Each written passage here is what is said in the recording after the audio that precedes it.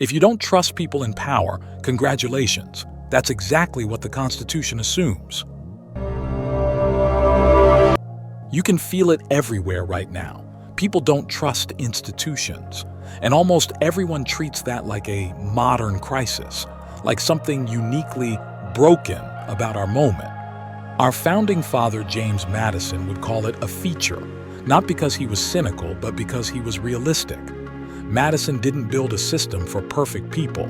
He built a system for real people. People with pride, blind spots, fears, loyalties, and incentives. People who can be noble on Monday and self-serving by Friday.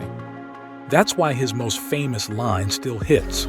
If men were angels, no government would be necessary. He's not insulting humanity. He's diagnosing why government exists at all. Government exists because human beings are not angels, and power will always be tempting. So the question isn't, how do we find angelic leaders? The question is, how do we restrain ordinary leaders when power seduces them? Because power doesn't only attract the virtuous, it attracts the ambitious. And ambition doesn't disappear when someone gets elected, gets a robe, or gets a title. If anything, ambition gets better dressed and better at rationalizing itself. Here's the key. Madison doesn't ask you to trust people. He asks you to trust a design that expects people to be people. Good intentions are not the foundation. They're a bonus when they show up. If your system only works when everyone means well, then your system doesn't work. Madison knew that, which is why distrust isn't a bug in the American design. Distrust of concentrated power is built into the blueprint.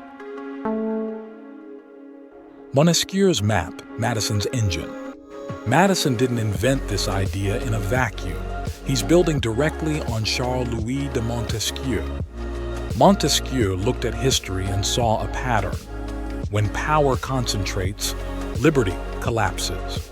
Not sometimes, not hypothetically, predictably.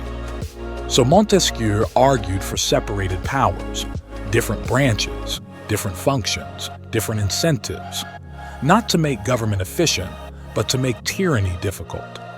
Madison takes that architecture and turns it into a working machine. Montesquieu drew the map. Madison built the engine. Because separation of powers isn't just a diagram, it's a tension system, a set of competing centers of authority, where no one gets to be judge, jury, and executioner. That's why the Constitution doesn't aim for smooth government. Smooth government is easy to hijack. It's easy to capture, easy to steer, easy to weaponize. It aims for controlled friction, friction that slows down bad ideas and forces power to explain itself. Friction that makes decisions cost something, so they aren't made casually. This is where people get the founders wrong. They weren't naive romantics. They were students of history. They had seen what happens when leaders claim necessity, virtue, urgency, or destiny. They had seen what happens when officials say, "Trust us," and then rewrite the rules in the name of the greater good. Montesquieu warned against concentrated power. Madison operationalized the warning. And the mechanism he chose was not better people, but better restraint. Ambition must counteract ambition. Now we hit the core idea. Madison's genius is that he weaponized ambition against itself. He assumes every branch will want more power, and he builds the system so that desire becomes a guardrail. Each branch gets real tools, the necessary constitutional means, to defend itself. Not by pleading, not by hoping, not by trusting motives, but by having leverage. This is the line everyone quotes but rarely absorbs. Ambition must be made to counteract ambition. In other words, you don't stop power with a speech. You stop power with power, distributed and restrained. The executive wants to act fast. Congress wants to guard its authority. Courts want to protect their role. And the collision of those interests creates accountability. This is also why good intentions are irrelevant as a foundation. A saint can be replaced by a scoundrel overnight. A wise leader can be followed by a reckless one.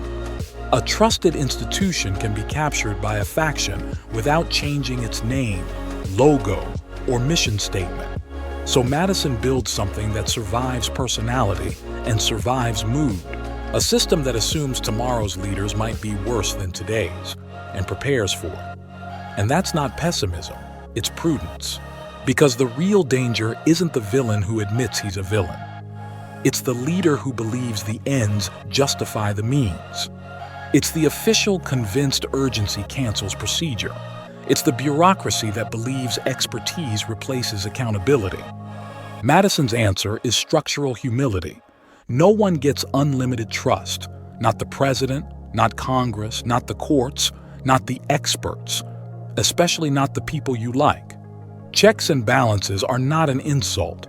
They are an acknowledgement of what power does to the human heart. The Constitution doesn't ask, "Are you sincere?" It asks, "Are you restrained?" Why distrust is patriotic again?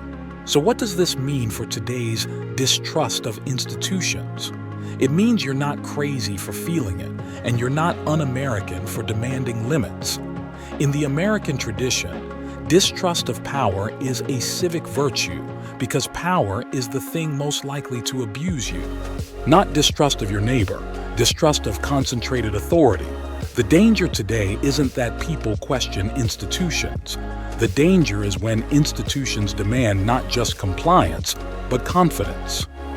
When they treat skepticism as disloyalty and oversight as sabotage. When they call checks and balances threats to democracy instead of what they actually are, democracy's seatbelt. They keep power from becoming personal. They keep policy from becoming punishment. They keep temporary majorities from becoming permanent rulers. And here's the uncomfortable truth. The system only works if the branches actually fight for their roles. If Congress hands its authority away, the balance collapses.